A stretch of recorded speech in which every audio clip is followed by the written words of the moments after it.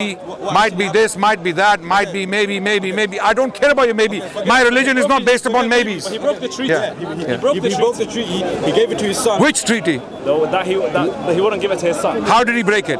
By giving it to his son. What prevented him from giving it to his son? Hassan being alive. No. Oh. No, Hassan was not alive. I thought Hassan said you have to give it to a shura. No. After you. Who said that? Hassan, no? Bring an authentic report. No, the actual letter of Muawiyah, we saw it. He said Listen to me carefully. Bring an authentic report. If it's not authentic, keep it.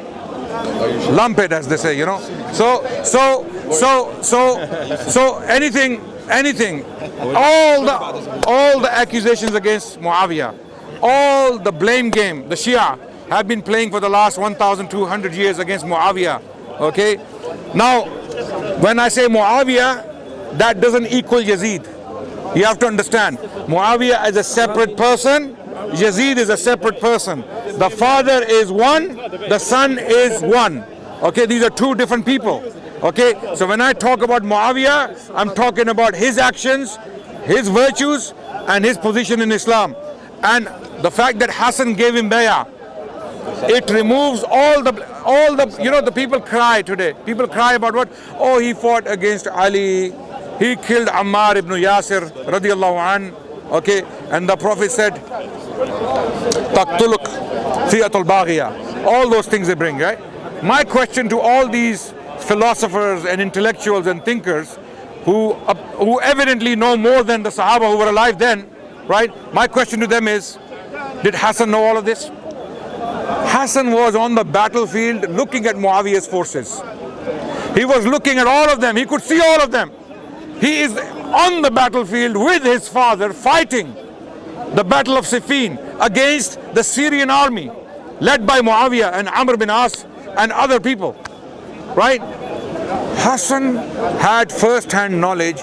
You little dodos, born 600-700 years later, and you're raising these questions about those people without knowing the details.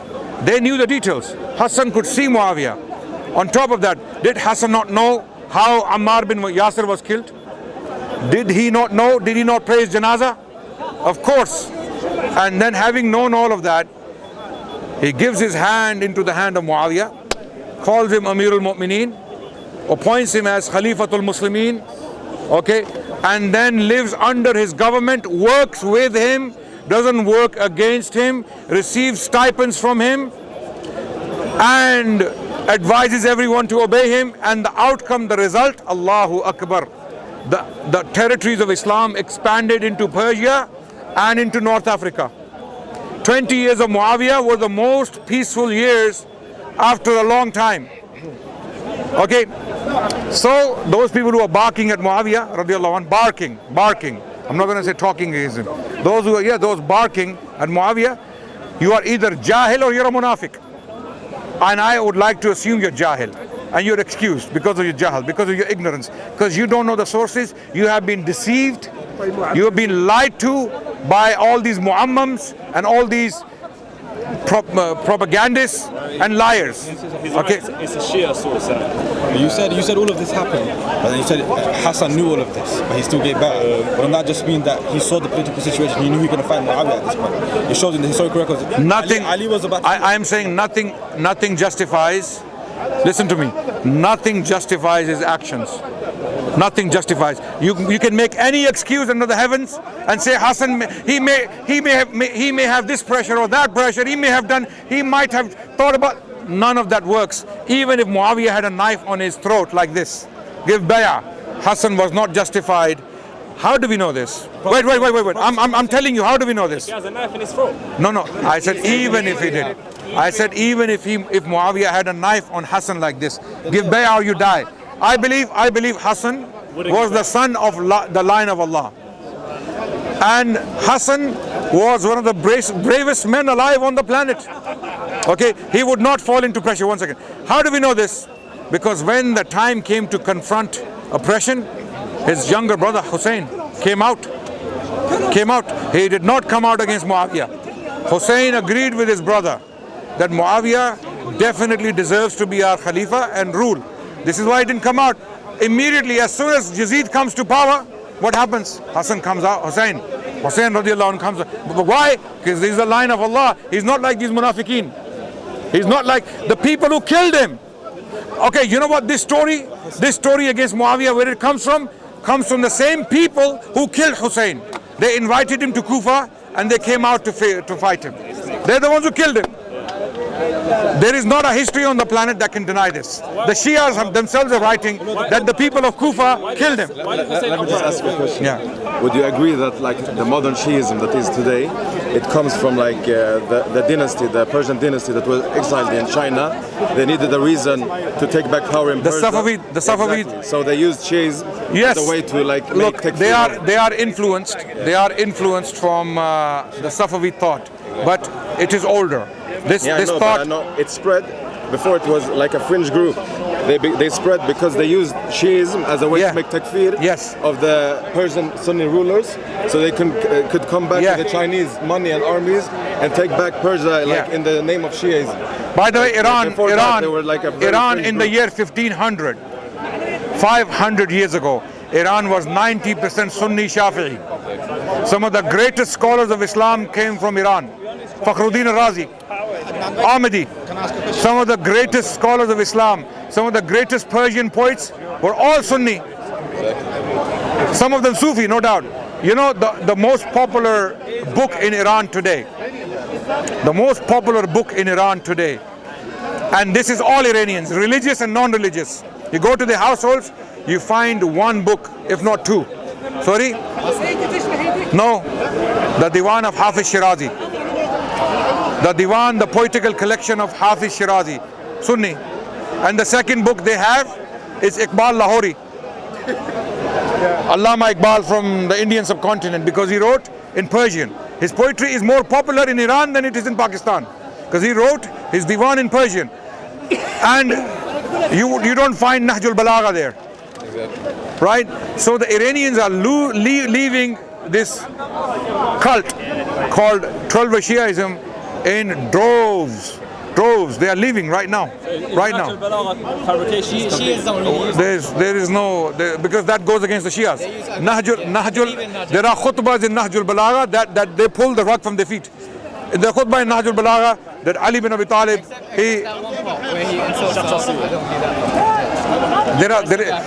Nahjul Balagha, there is so much against them that they don't like to talk too much about it. Yeah. The point of Muawiyah, I just want to make one point. That it was clear that the Prophet said, why would he give him bay'ah? The Prophet said in clear hadith, bil hikmah wal ma'izat al hasana. So with wisdom and good manners.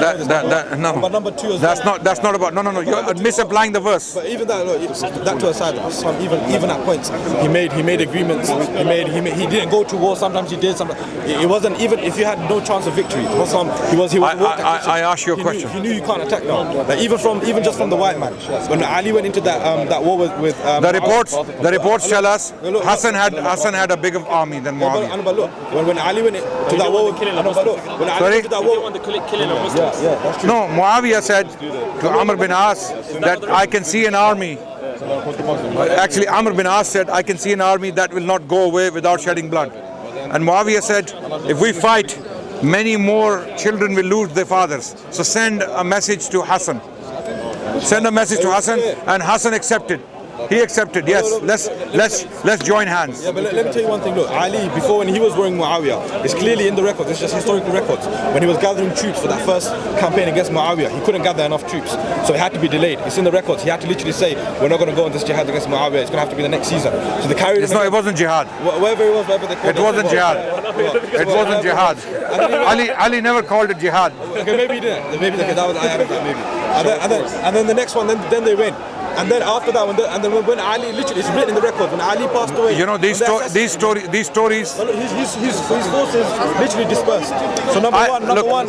All of these things. Look, you're going to tell me a long story. So I'm saying Hassan literally didn't have the force to fight. Listen to me. All of these excuses don't work.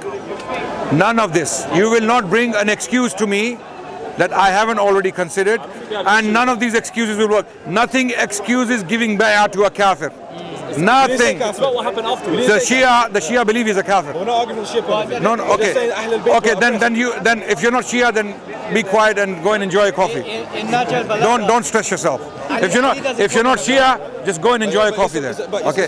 If you're Shia, no, it's not an emotional topic for us.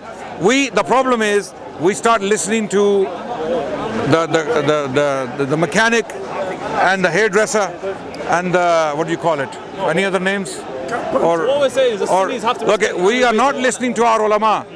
You have found new philosophers and intellectuals who are giving you these stories and they're twisting your minds. They themselves, they are nothing but hairdressers and mechanics and cobblers and maybe gardeners and go to the ulama. If you have a heart problem or a kidney issue, are you going to go to a shoemaker? I'm asking a question. If you have a kidney problem, you're going to go to a kidney specialist. Why is it when it comes to your deen, you go to a shoemaker to learn your deen, right? When your deen is the most important thing. When it comes to learning your deen, you go to any Tom, Dick and Harry, George, Terry, Murphy, you go to them and tell them, what happened between Muawiyah and Ali? Oh, sit down, I'll tell you the story. And they themselves are so ignorant. They don't know the sources. Go to the ulama. If you're Sunni, go to your ulama. Ask them, what is the story? And the story I've just told you is the story that if Hassan gave bay'ah to Muawiyah, shut the hell up and go home. All the Shias, I'm telling all the Shias, shut your mouths and go home. Because Hassan completely destroyed your religion. He destroyed your religion. There are other things I can say. For example, the Prophet dying with Aisha.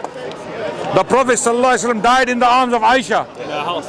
Okay, it destroys Shiaism. Completely dismantles Shiaism. Right? Omar getting married to the daughter of Ali, which they deny. And the names of the names of the sons of Ali, Abu Bakr, Omar, Uthman. Come on. Would you name your children with your enemies? Would I call my son Al Capone? Would I call my son Pablo Escobar? Would I call my son El Chapo? Right? Would I call my son, what other names can you think of? Huh? Sorry? What other names can you think of? Hitler, yeah? Would I call, now if I want good for my child, would I call him Hitler? Hitler Rashid. A'udhu billah. Will you call him Yazid? Sorry? Will you call him Yazid? Yazid is an Arabic name. There are no There are Shias who call the children Yazid. There are Shias who call it's now, I'm telling you, it's now after the Safavid, it's out of fashion. Because the Shias breathe down your neck. Yazid? Why Yazid? Yazid is an Arabic name, right? Okay, so people, wait. Before we get to Yazid, if Ali can name his children Abu Bakr, Umar, Uthman, There was no issues. Clearly. No. If Ali thought them to be Shias, the Shias today, 12ers, they believe Abu Bakr, Umar, and Uthman are kuffar for usurping Ali's position. The Khilafah, that was his right. Fine. Let's say the Shia have some grounds, but didn't Ali know about this? Didn't Ali know that he was deprived of his rights, as the Shias claim? Didn't Ali know that these are the enemy? Didn't Ali know that these are kuffar? And then he chooses to name them systematically, one after another. Abu Bakr, because he loved them. He loved them. He gave his daughter to Umar. Okay? And Ali got married to the wife of Abu Bakr. Once he died, Asma bint Amis, she went into the nikah of Ali. Why would he do that? Why would Ali do that? To take his enemy's wife into his own house. Right? So these are all the things the Shia, they don't want to think about. They don't want to pay attention to. Okay? No, they say no. They have very creative responses to these verses of the Quran and all of that. Responses is Listen, with the Shia, don't get into too many detailed discussions. Go straight for the kill intellectually. Straight for the kill. Okay? Hassan gave bay'ah. And they will say, no. It was sulh. It was a treaty. It was an agreement. This is the game they play with their students and their followers. It was not a treaty. It was not a sulh. It was a bay'ah. Wait. The word bay'ah the word bay'ah is the most important word here because it means religious pledge of allegiance. You are making a person your imam. Imam temporally and spiritually. Khilafah in Islam, when there is a khalifa appointed, he is your spiritual head and he is your temporal head. He leads your political affairs and he leads your religious affairs. Once a khalifa issues a decree, all Muslims have no choice but to follow. But if they don't? Okay, if they don't, then they are rebels. Okay, what There, 1 second. This is another tangent. Okay, so I'm coming back to the issue of khilafah. That's why they can't defend themselves there. No problem. No problem. Talk about Sunni listen, they can defend themselves. They don't have the guts. I've been challenging them for the last. We have our own Sunni You know this guy Ammar Nakshawani? This is among the Sunnis. We should talk about Sunni issues there. No. This is a serious problem online. A lot of people, a lot of youngsters are getting confused. But you have dealt with them because enough, no. The more the merrier. Okay, the more the merrier. Okay. What new things? So we want people to understand, Khalifa is Imam, and if the word bay'ah is used in the Shia and the Sunni sources, then Shias are intellectually. Okay, I have to keep saying intellectually because the sick people out there, they can say, oh, he's sending death threats to us or something. So Shia religion is intellectually gone. I'll tell you why. Why? Because Rijal al-Kashi is a Shia source. It's a book of the Ilm al-Rijal. It's the most authoritative book they have on Ilm al-Rijal, or one of the most authoritative books. In there are reports, at least 2 reports, that specifically mention that Hassan, Hussein and Qais bin Sa'ad bin Ubadah, all 3 of them gave bay'ah to Muawiyah. Number 1. In the Sunni sources, we have a report in Musannaf of Ibn Abi Shayba where the word bay'ah is directly mentioned, that Hassan gave bay'ah to Muawiyah. Okay, sulh, an agreement can be done with kuffar. You can have an agreement with a disbelieving entity. No problem. Wait. You mentioned. I'm asking. Wait. Let me finish. Because of that agreement they made, when you die, it will not Look, touch your son. why do the Shia scholars and preachers deny or actually hide the fact that this was a bay'ah? So they can call him a kafir. So that they can call him a kafir, and they can say, oh, sulh, agreement, a treaty you can make with disbelievers. So what's the big deal? Hassan made a treaty with Muawiyah. But when the word bay'ah comes in, then they start sweating. Ooh, they start shivering. You know why? Because I'll tell you why. Because bay'ah can only be given to an Islamic, valid, legitimate leader. If you give bay'ah to a kafir, knowingly, you become a kafir yourself. Because bay'ah is an Islamic concept. Did Muawiyah not agree? Was there not an agreement that after... You're still missing the point.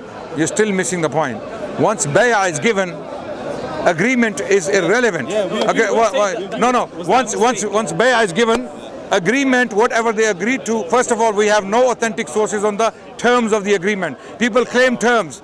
There are no authentic sources that give us the terms of the agreements, and they all conflict with each other. One source gives us 10 clauses, another source gives us 4 clauses. Which one is right then? But we can just look at history. Hussein uprose. Positive image or negative? In what? In Sunni Islam? In Sunni Islam, he's a Sahabi. He's a Sahabi of Rasulullah sallallahu alaihi wasallam. We love him. We honor him. Yes. What do you mean Muawiyah? Yes. I've been speaking for the last half an hour and you say Muawiyah. Hassan gives bay'ah to him. Do you think he didn't love him? I don't know. That's what I'm saying. No. Wait. I don't think he did. Honestly. You don't think he gave bay'ah? I think he gave bay'ah. Yeah. I agree with that. But I don't think he loved it. Based on what? Okay. You don't think today? What's the date today? It's 2024. 2024 to date. 4th of July. 4th of August. Sorry, okay. Today on the 4th of August 2024, you standing here in Speaker's Corner, London, and claiming, I don't think he loved him. Who are you? Who are you to assume that? Assume something about someone who lived 1400 years ago, and he's there and he's demonstrating his love. You cannot Islamically want. Okay, this is your answer. Islamically, according to Islamic principles, Quran and Sunnah, you cannot have anything but good wishes and loyalty for the Khalifa of the time, Khalifatullah. Yes, everyone. That applies to everyone.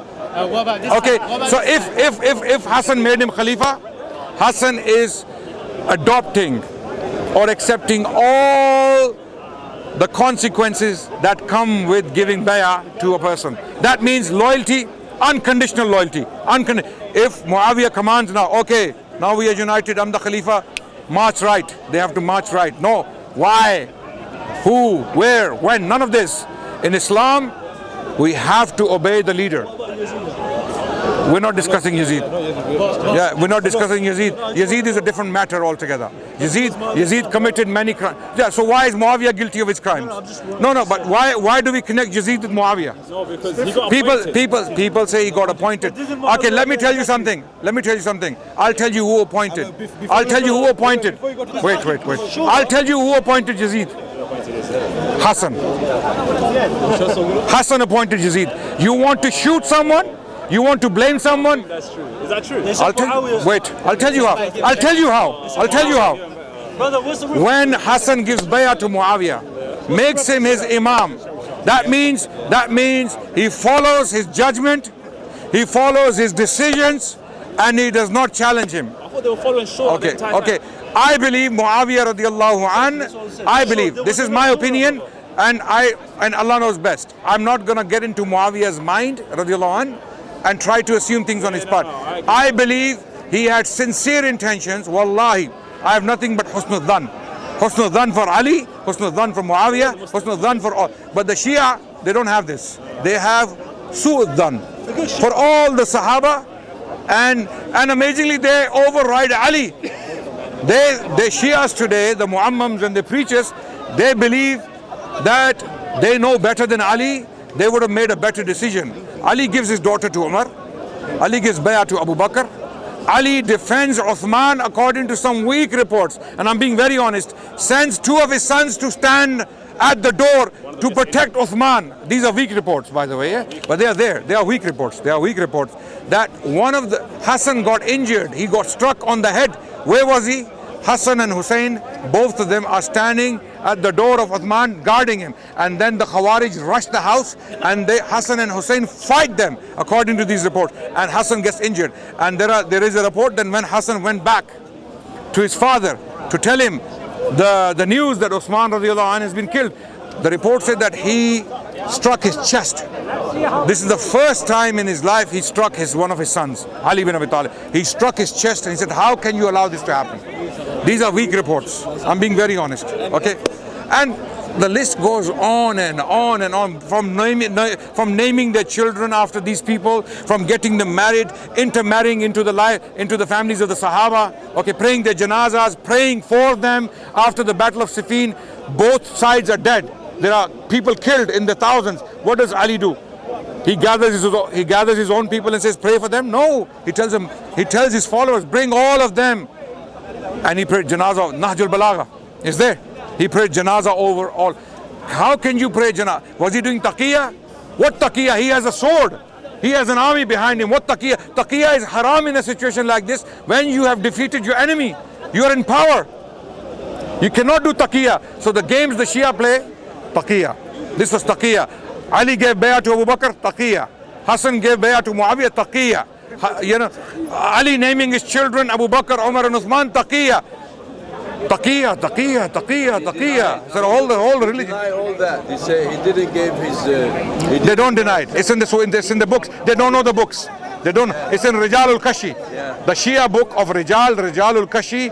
The report is there, which categorically states that Hassan, Hussein gave bay'ah, and Qais bin Sa'ad bin Ubadah was reluctant. So Hussein turned to him and he said, Innahu imami. My brother is my imam. Follow him. Give bay'ah. And then he gave bay'ah. Okay, so the point is, this issue can be resolved if we study that phenomenon. Hassan giving bay'ah. So he united two groups of the ummah. He brought them together as prophesied by the Prophet sallallahu alaihi wasallam. You mentioned before. You said that. Look, he was fighting the army. He saw the army of Muawiyah himself with Ali. So I'm saying, just without any narration, just from the historical perspective, he fought against Muawiyah. The war was inconclusive.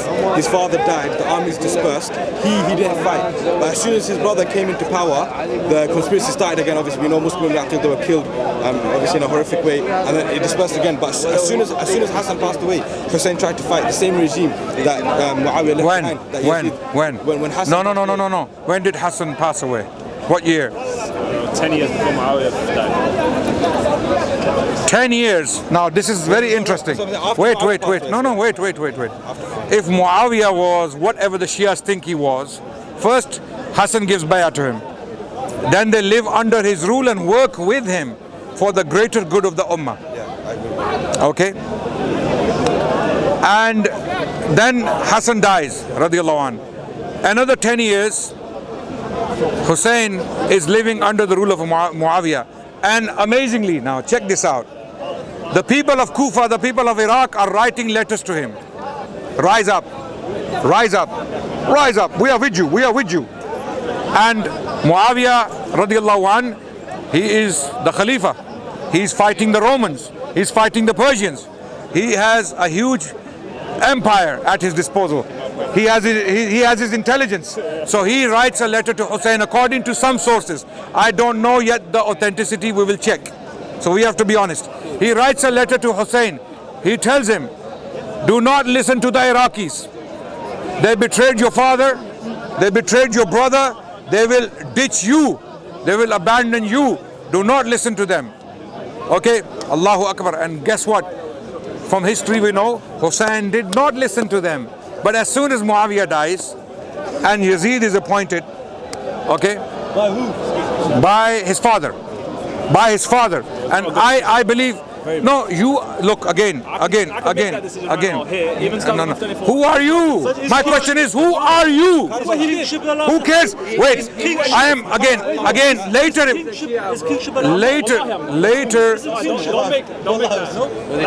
Two different questions. Wait. I am. Yeah. My parents are Shia. Yeah. I know about them. Yeah. But my question to you is now. My question to Muawiyah rules. Wait. Later events proved that Muawiyah's decision was incorrect. No doubt. No, absolutely. So that's why you let me finish, brother. Let me speak. Okay? Later events, the crimes of Yazid show us that Yazid was the wrong person to be appointed. But did Muawiyah know this? Absolutely. What do you mean maybe not? Ilm al-Ghaib? Did Muawiyah have ilm? Does he know the future? Does he know what his son's going to? I have children. What do I know what my children are going to do when I die? Okay. Wait.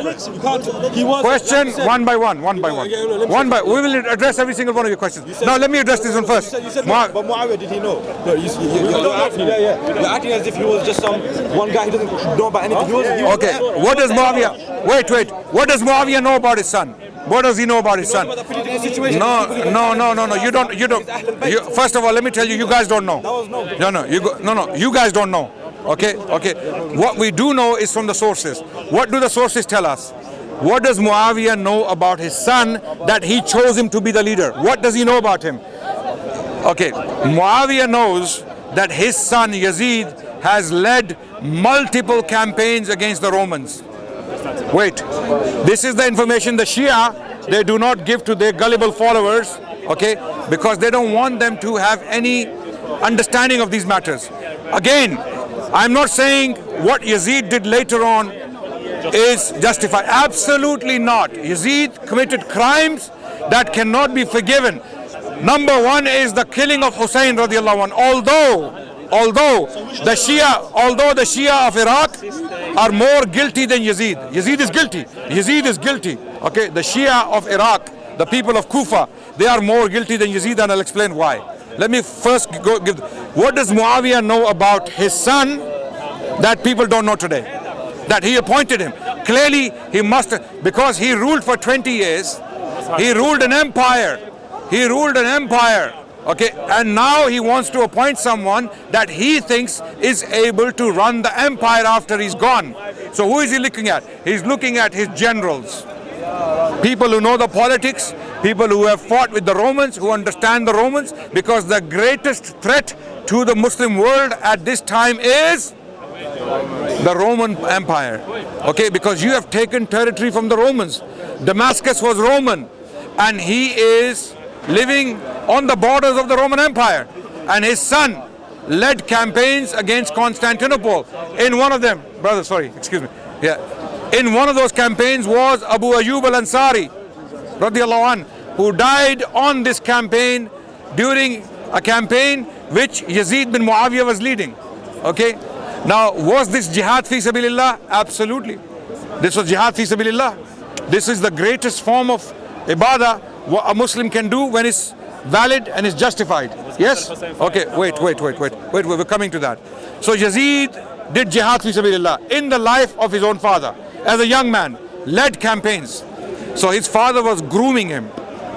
Okay, and he was groomed. So his father thinks he is able to rule. So I appoint him as the Khalifa. Clearly his father was incorrect. His judgment was wrong. He could not see what his son will do after he dies. Something his father did not do for 20 years. His son ends up doing it in 2 years. He destroys the ummah. He breaks the ummah apart. This guy, Yazid, right? So this is why when you talk about Muawiyah and blaming him for appointing his son, the only charge you can raise against him that he started kingship. He appointed his own son as the ruler. Okay, wait. First of all, the Shias are the last people to raise this objection. I'll tell you why. The Shias believe in generational succession. They are the ones who initiated kingship. How? Who are the Imams? Ali bin Abi Talib, then Hassan bin Ali, then Hussein bin Ali, then wait. Then Hussein bin, then Ali bin Hussein, also known as Zain al-Abidin, then Muhammad bin Ali, also known as Muhammad al-Baqir, then Ja'far, Ja'far al-Sadiq bin Muhammad al-Baqir, and then Musa, Kazim bin. So the line is all what? From father to son. So the Shias are the last people. Wait, brother. I'm making because I forget. Because you're going to open another tangent and we're going to go down that route. Okay? So let me finish this point. The Shias are the last people to raise this objection that why did Muawiyah appoint his son as the next ruler? Well, you do the same thing. You praise it. You celebrate it every single day. 12 Imams. Who are these 12 Imams? Wait. Now, second point. There is nothing in Islam. Wallahi, I'm saying this very responsibly. There is nothing in Islam that forbids appointing your own son as the successor if you feel that he is qualified and he will do a good job. And I assume that Muawiyah had this view. He was wrong. His judgment. He had the wrong judgment, and it can happen. We are human beings. Now, in hindsight, exactly in hindsight. Yeah. But isn't the election of the Khalifa done by the people and not by the appointed? Okay, the election of Khalifa is done by many different ways. Okay, and one of those ways can easily put one of the sons of the Khalifa to power. Yeah, but okay, wait. People, right? By the people, by the Shura, by the Ahlul Halli wal Aqd, call them what you like. Okay, there are many ways to appoint a Khalifa, Islamically speaking. Okay, so one of the ways is that a Khalifa can himself recommend his successor, like Abu Bakr did with Umar. Abu Bakr said, I believe Umar is the most deserving of this position, make him your leader, and they do it. Okay, and amazingly after Ali, who came to power? Hassan took power after Ali, his father. So a son succeeding his father in itself is not a problem in Islam. Okay, as long as the son is a deserving person. Clearly, in the case of Yazid, that wasn't the case. We accept that because Yazid, you have to be balanced, you have to be fair, and you have to be just. You can't ignore Yazid's life before he was made the leader. He was fighting jihad against the Romans. He was leading battles. Okay, but that doesn't mean his later crimes can save him because of his earlier good deeds. Okay, his earlier good deeds got cancelled after Hussein was killed, under his leadership. Now people say, oh, Yazid did not give a direct command to Ubaidullah bin Ziyad to commit that crime. I do not buy it. I do not accept it. I believe he was the leader. He is the one who sent Ubaidullah, and he's the one who should have punished him. And he does not punish him. He keeps him in position. That means Yazid is indicted. He's indicted. On top of that, the Battle of Harra, he killed the Sahaba, right? In that battle, they attacked Makkah. So all these crimes are unforgivable. We don't excuse Yazid. Okay, we don't excuse Yazid. Now, wait. So the issue of Muawiyah, and amazingly, this is why our scholars, the Ahl Sunnah, I'm gonna forget. Our scholars, the Ahl Sunnah, okay, including Imam Ahmad bin Hanbal,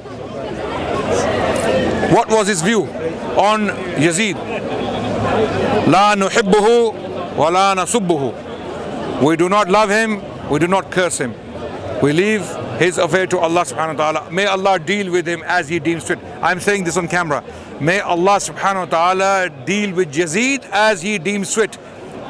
Now what can you say? What can you say more than that? Does Allah know his crimes? Does Allah know what he did? Do we trust Allah? Do we trust Allah? Oh Allah, you deal with Yazid as you deem fit.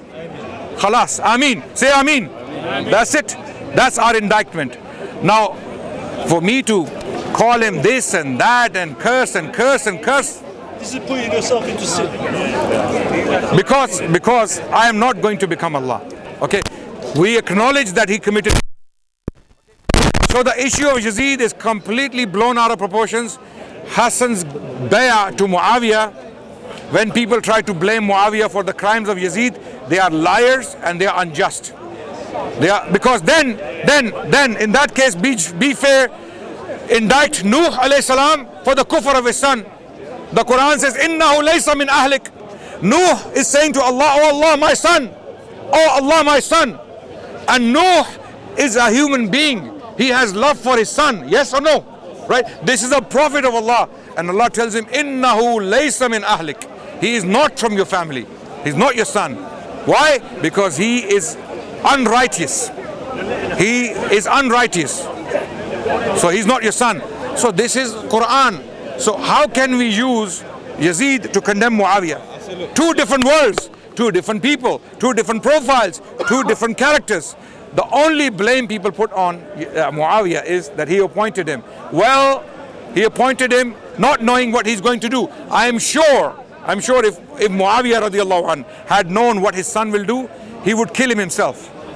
I have that husn al-dhan for Muawiyah. He would kill his son himself before he is able to do this.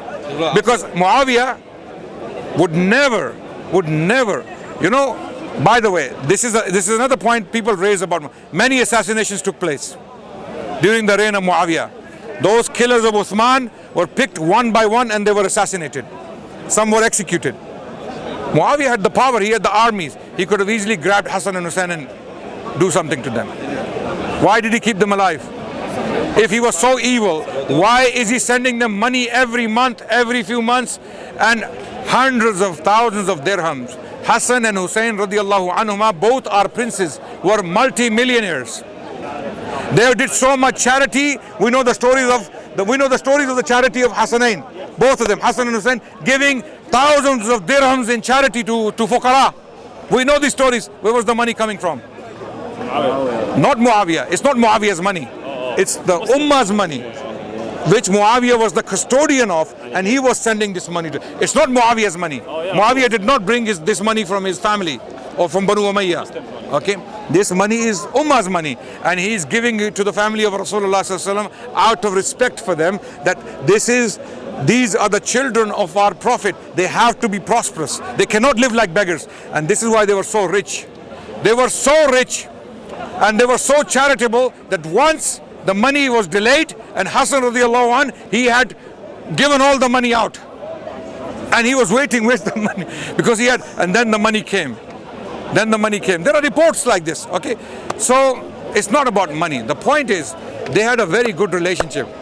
They made up. Okay, and the only way to unite the Muslim at that time was Hassan stepping down. Otherwise, this war would continue for the generations to come. Hassan stepped down and he gave power to Muawiyah radiallahu anh. And you know Ahlul Bayt, the children of the Prophet sallallahu alaihi wasallam, through Ali and Fatima radiallahu anhuma. What's the reason for him stepping down? Hassan, I've been telling this story for the last 1 hour. And now you're asking me, was there a reason? Can you start again? Can you start from the beginning again? There is a joke in Pakistan, yeah? A guy was telling the story of Layla and Majnoon. Wait. I have to. It's not out of fear, it's out of love. That's what you're claiming. I am claiming this is out of Allah's fear. This is out of his taqwa, his fear of Allah. Okay, nothing is over the fear of Allah. And now that you ask me that question, why did Hassan give that to Muawiyah? And I was telling the story for the last 1 hour, and I want to tell this joke. In Pakistan, we have this joke that there was a guy telling the story of Layla and Majnoon. You know Layla and Majnoon? Romeo and Juliet. Pakistani, no, Arab Romeo and Juliet. Okay, Layla and Majnoon is a very famous story, by the way. They were real characters, by the way. Okay, they were not like fictional characters. So in the morning, after the story has been told and everyone's mesmerized and inspired, okay, in the morning a guy asks, was Layla a man or a woman? So which one is the man or which one is the woman? Today's day, people might actually ask that question, actually. It might be one of those questions. You know, one of the things amongst the Shia brothers and sisters who don't hold respect for Abu Bakr radiallahu anhu and Umar Khattab radiallahu anhu. And you know, it's a very simple thing for me. I'm not expert in these subjects at all. I don't know about these subjects. Mashallah, listen to your brothers like this.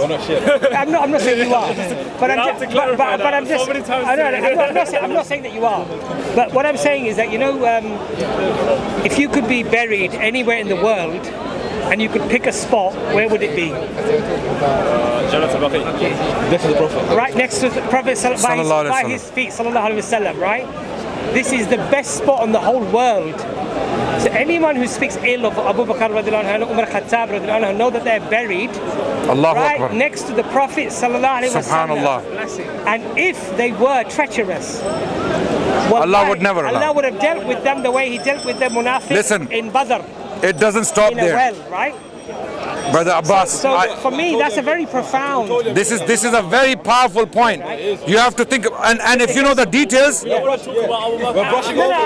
you're not. We're talking to the Shia. But in Shia circles, they speak ill of. Forget that. Abu Bakr and Umar, there's no debate. No, I'm just saying. Friend with you in the but I know that there's a lot of Shia, you know, our brothers, they say these things about Abu Bakr and Umar Khattab. Now the thing is, can you imagine, right next to the Prophet sallallahu alaihi wasallam, that there is Jahannam, that there's fire, that there are the snakes feeding on the munafiq, or the na'uzubillah. Yeah. To think like this. So for me, there is Jannah and Jahannam is right next to the Prophet. Within a foot or two. How can we say these things? So this is what you're effectively saying. The Prophet is buried sallallahu alaihi wasallam. Jahannam is right next to him. And there are two people of Jahannam right next to him. No, the Shia, of course. And then on top of that, the Prophet sallallahu alaihi wasallam chose to die with a woman of Jahannam, Aisha, in her arms. Chose to die. And on top of that, I didn't know about this, by the way. The Prophet sallallahu alaihi wasallam's qabr is completely closed. Yes. There's a pentagon shape. There's a pentagon shaped compound, like a capsule, that covers the grave of the Prophet, Abu Bakr and Umar. I didn't know this, by the way. On my trip to Spain recently, Turkey, there was a sister. She works in a museum in Medina. She's the one who gave me these details. She said that since Umar bin Abdul Aziz, this enclosure has not been opened. Yes, there was some damage from the top, and a Muslim was put down to go and clean the damage. And when he came to the qabr of Rasulullah sallallahu alaihi wasallam, he used his beard to clean the qabr instead of the brush, out of his love for the Prophet sallallahu alaihi wasallam, and they closed it. So for the last 1,300 years, the qabr of Rasulullah sallallahu alaihi wasallam is closed. And who is inside? Muhammad Rasulullah sallallahu alaihi wasallam. Walladhina ma'ahu. Umar and Abu Bakr buried right next to him. If they would reflect just on that, yes, everything falls, collapses. Just one point. All these debates about history and everything, very interesting. But just contemplating and thinking about that next to Rasulullah sallallahu alaihi wasallam, it's impossible that there is Jahannam, there is punishment, there is torment. I think impossible. Summarize. And I would want to ask one of these Shia Muammams and the scholars and the preachers, and even common Shias, if your father dies, and we want to put him next to Michael Jackson. Okay, let me choose someone worse. Jimmy Savile. Okay, I couldn't find. Or Epstein. Let's say Epstein. If we come to you and say, let's put your father next to Epstein, they will fight us. Of course. They will say, what the hell? How would you dare even mention this? 100%. And Allah chooses Abu Bakr and Umar to be buried next to the most important person to walk the planet, sallallahu alaihi wasallam. And when people might say, oh, but they were leaders, so therefore they orchestrated what happened. The point is, Allah is not bound by that. If Allah wanted, they could desire whatever they wanted. Allah would have still, if they were of that kind, they would have never been given that subhanallah blessing. And so I think just thinking about this should be enough for most Shia to say, you know what, we can't think ill of the Sahaba. This should be enough. Really. Do you think? Absolutely, no What I'm doubt. trying to say is, I think the Sunnis kind of overlook it a little bit. Is the love for Ahlul Bayt is all that big tragedy? No, we don't. Big tragedy did happen. No, we don't accept this. The counterbalance to the love of the Sahaba. No. Wait. I'll give you an example very quickly. There is a couple, they have 10 children. Out of those 10 children, 7 are beloved. And 3 are highly neglected. You will not focus, if you want to fix things and you want to help someone miskin, you will focus on the 3, right? Because they are the ones neglected, or maybe they're special needs or something like that, right? The Ahlul Bayt, there is no question on their sanctity. Anyone who questions the sanctity of the Ahlul Bayt is either a kafir or a munafiq. They don't need our attention. We love them already. We don't have to prove nothing. The problem is with these neglected ones, Muawiyah, Abu Bakr, Umar, people who are being attacked by these people, right? They are the ones who need to be defended, not Ahlul Bayt. Who questions Ali apart from the Khawarij? Who questions? They're going to say Banu Umayyah, Nasabis. Yeah, to hell with them. We have nothing to do with them, right? Some people from Banu Umayyah did hate, no doubt. They did hate Ali bin Abi Talib. But then again, there's something there. Okay, we have to be fair with people. There was this propaganda that was well promoted and spread that Ali radiallahu an was directly behind the killing of Uthman. This was a well spread, well-known propaganda in the time of Muawiyah and beyond. Because the Khawarij were in his army. And Muawiyah's demand was, hand them over to us. We will punish them. Ali radiallahu anh was refusing. So this raised suspicion. We will never believe that Ali, in fact, there are reports that Ali bin Abi Talib radiallahu anh, he stood up in the Kaaba, in front of the Kaaba, and he took an oath in the name of Allah. He said, I have nothing to do with the murder of Uthman. Why would he take this oath if the rumors are not flying around? So these people were really misinformed. They had misconceptions and they were misguided. And nothing justifies or excuses their criticizing of Ali, or even in some cases cursing. But that's not Muawiyah. There is no evidence in the entire literature that Muawiyah himself cursed or got people to curse. They bring a hadith from Sahih Muslim where Muawiyah was speaking to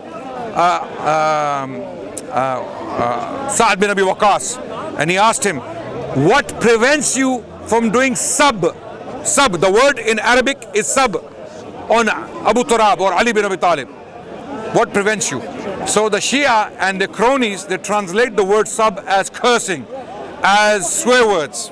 Okay, first of all, the same word is used about the Prophet sallallahu alaihi wasallam in hadith literature. For example, when those 2 Persian messengers came and the Prophet sallallahu alaihi wasallam sabbahuma.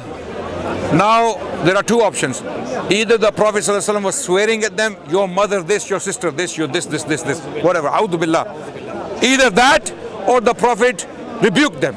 Sab means rebuke, right? So here, first of all, the worst they can find is that Ali was asking Sa'd bin Abi Waqqas to criticize Ali for his stand, for his position, right? Not cursing.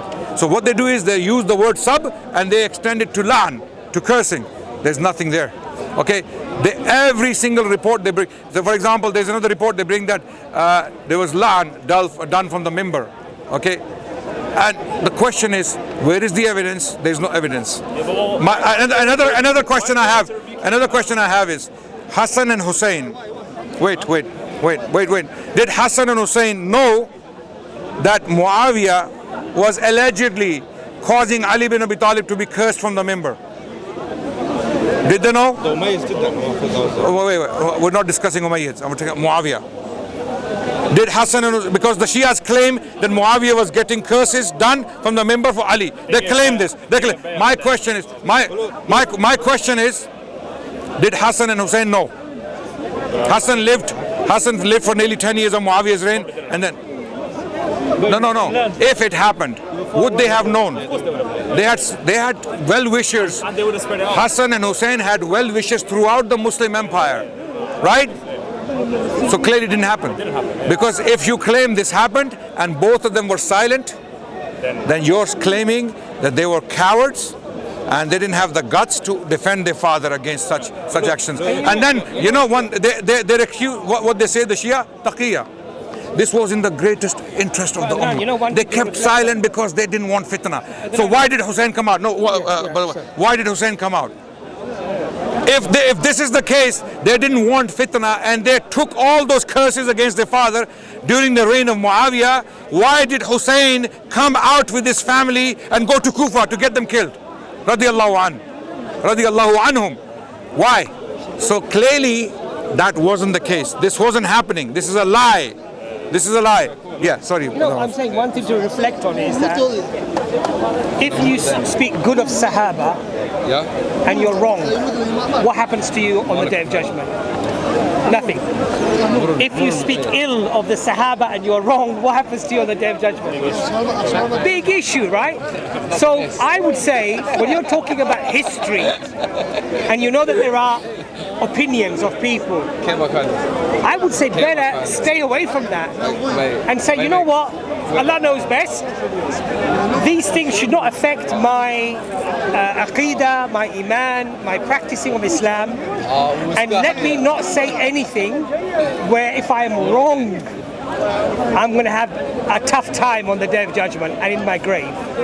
Is that a sensible approach? 100%. Very sensible. You said, look, we know that Yazid was maybe a tyrant because Hussein went out to fight him, so he was not a good leader. But Ali was fighting Muawiyah. So you can say whether they had a good relationship or not. Even that battle that you mentioned, 70,000 Muslims were slaughtered in that battle. So they were fighting very. I don't believe the numbers. I don't believe the numbers are exaggerated, and why they fought is a different story. This is why it's called Al-Fitnatul Kubra. It's called the Great Trial. It was a trial for Muawiyah, it was a trial for Ali, radiallahu anhuma, both of them. Okay? And look, following on from that, so we know they fought, we know it was inconclusive, and we know that the regime that Muawiyah left behind led to the absolute massacre and oppression of Ahlul Bayt for 12 generations. No, propaganda, all lies. The Ahlul Bayt lived very fine in the after the battle of Karbala. First of all, the Shias of Kufa, they killed Hussein. They invited him, then they betrayed him, and then they came out to fight him. I'm not making this up. No, we know that. Yeah. I don't know about the fact that came out and fought him, but we know they betrayed 5,000 men came to fight Hussein and his family. 5,000. And from Syria only 18 came. Only 18 came from Syria, led by Ubaidullah bin Ziyad. Where did the 5,000 come from? Because Ubaidullah bin Ziyad threatened some of them and bought others. He paid money. And the people of Kufa, they are known, Kufi la Yufi. The people of Kufa will not be loyal. Yeah, Kufi la Yufi. Now that doesn't mean all the Imams who were born in Kufa, all the Fuqaha, all the Muhaddithin, they are also guilty. We're talking about the people who call themselves Shia to Ali. The people of Kufa who wrote letters to Hussein. Who are these people? Why are the letter? Assalamu alaikum, how are you? You okay? Alhamdulillah. Keep listening. Yeah. Abhi aayo aap baad mein badi lambi discussion hui hai. People, a lot of your questions were answered today. Yeah. A lot of your questions were answered today. A lot of them. But no problem. We can start again. Inshallah, no problem. Our energy, as long as Allah has given us energy, we continue. Inshallah. So that could be the one thing that unites the Sunni and the Shia. But we know a big oppressive thing happened to the Ahlul Bayt. We shouldn't shy away from it, and you shouldn't go overboard on it. who the hell denies what happened in Karbala is evil? But I've never heard it in my life. What? Until I read it. Brother, you don't read books. Do you read books? No. But I'm saying just for Do you want us to sit on the member on the 10th of Muharram and do this? No. No, but you should say that. You're going overboard right now. No. Is that how you will believe us? No. I just slapped myself hard. You should say Ashura's about Karbala. Yeah. Do you have to unfortunately self-harm for them to understand? No. Will you believe us and our love for the Ahlul Bayt when we sit on the member and do this? No. Yeah? So it is in our books. The condemnations are in our books. Okay? Because you see, the problem is the Shia have put a halo around the head of Hussein. The Shia, you know, when you go to a church, when you go to a church, a Catholic church, what do you see? A statue of Jesus with a halo. You know what a halo is? The golden shining, like it's the sun shining. Yeah. The Shias have put a halo. Literally, they have done it. Look at the paintings of Ali and Hussein. They have imaginary. They have put a halo around the heads. So that means they have deified. Deified? Make them God, deified. Okay, deified. Okay? Yeah. No, wait. Yeah. Now we go in sequence.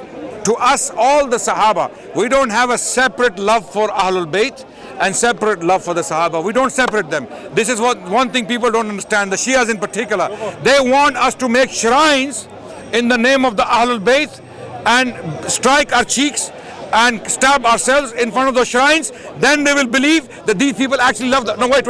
Our love. I'm coming. Wait, I'm making a point. Just hold on. Our love for the Ahlul Bayt is not separate to the love of the Sahaba and the Prophet. We love everyone who touched the Prophet ﷺ and took knowledge from him. No, we do not separate the Ahlul Bayt. Nothing in the Quran or the Sunnah separates the Ahlul Bayt as a separate entity. I know the hadith the Shia bring, inni tarikum fikum saqalain. Okay, Kitabullah wa itrati Ahl Bayti. Yes, of course. Yes, I know. Of course.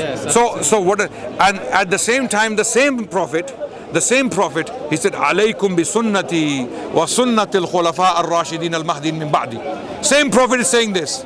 Okay. Same prophet is saying, "Khairun nasi qarni, thumma alladhina yalunahum, thumma alladhina yalunahum."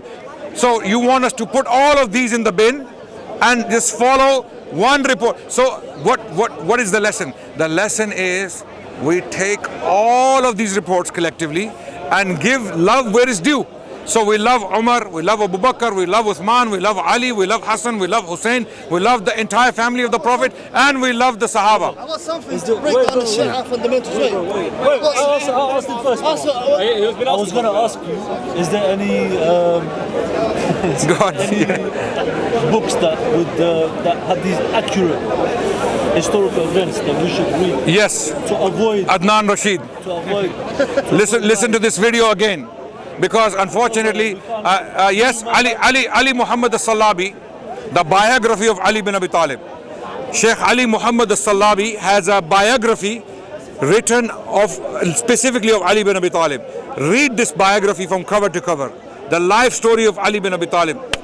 Say the name again. Everything. Ali bin Abi Talib. Sallabi. Ali Muhammad al-Sallabi. He's a historian, a Muslim historian, lives in Qatar now. He wrote the biographies of the four caliphs. One of them is Ali. He also wrote a biography of Hassan radiallahu anhu. I don't know if it's in English, but it is in Arabic. Read that one book and save yourselves. Save yourselves. One book on Ali bin Abi Talib, his biography. Al-Balagha is the best book for Ali bin Abi Talib. Have you read it? I've read like half. Well, I've read the sayings part, the first chapter. But how do we know it's from Ali bin Abi Talib radiallahu anhu? How do we know? is enough for me to say. We cannot of course, we cannot trace it back to Ali bin Abi Talib. We cannot trace it. We cannot. It's an excellent book. It has some excellent ideas, very eloquent, beautiful Arabic. But can we trace it back to Ali? No. There are you know, the sayings and the hadiths within it. They are seen before. That we can confirm. Yeah. That we can confirm. Yes, no problem. But there are things in there that we cannot confirm. So, Shia fundamentals. Yeah. So, isn't there like an ayah? Some in the hadith. Yeah. Like say you can't harm yourself. Yeah. You cannot harm yourself. No. I just did. No. So does that not break the fundamentals of the Shia when That kind of proves why Hassan didn't give bay'ah to Yazid, because he knew he was not going to. No. Look, the point. I missed the point. I missed the point in the middle. And they're bleeding. On the day of judgment. Look, this is where did this sunnah come from?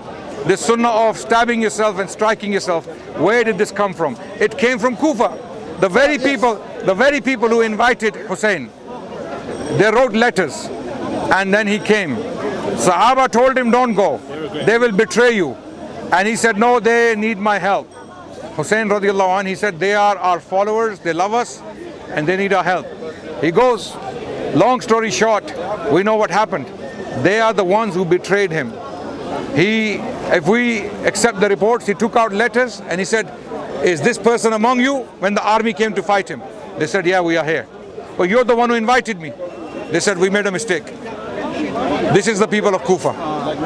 So, and then these were the first people to do this. These were the first people to do this. Does that not break their fundamentals? Does it not contradict what they believe in? Who? The Shia.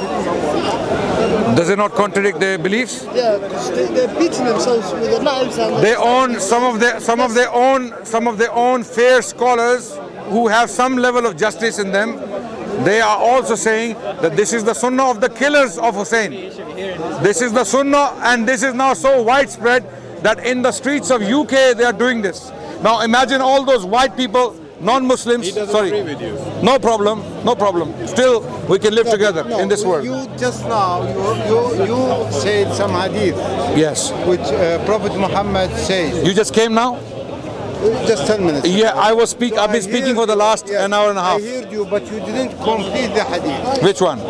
When he said, "Taraktu fiikum ma'an," complete. Okay, come forward. No need.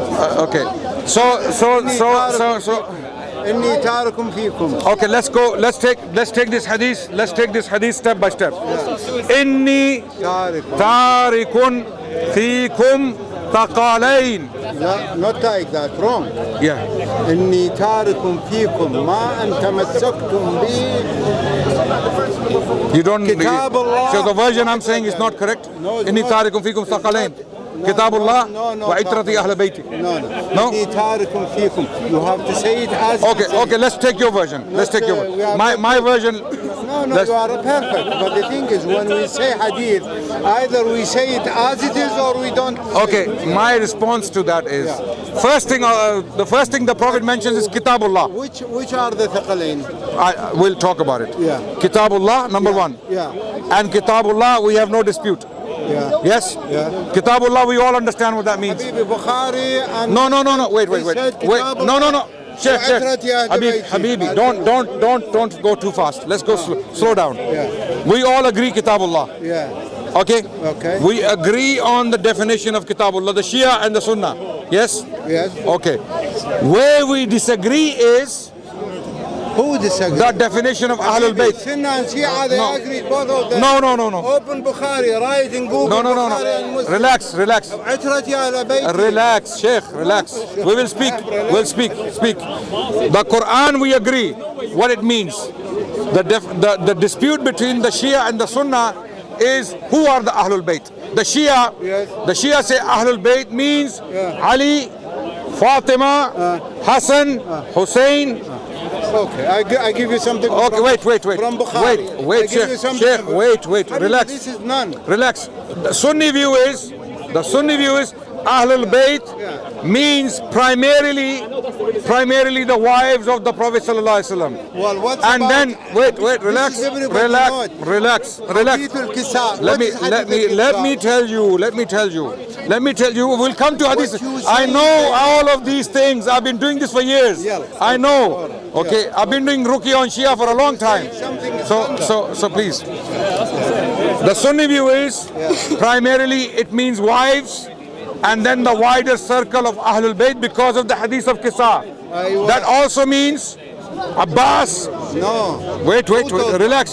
This is where you see, now we are disagreeing. Who are the Ahlul Bayt? Correct? Habibi, Sunnah Yes, and we are Shia, disagreeing. both of them the No, they're not the same. Habibi, I read it in Bukhari and Muslim, I follow this. Do you want to talk? They said, Habibi, clearly, Hadithul Kisa, where the Prophet Muhammad... You're not understanding me. You need to follow me. There is no difference. No, you need to follow my argument. They are Ahlul Bayt as well. Finish. Okay. So now there is a dispute between the Shia and the Sunnah. Who are the Ahlul Bayt? The Shia insist the Ahlul Bayt is 5 people primarily and the children. Okay.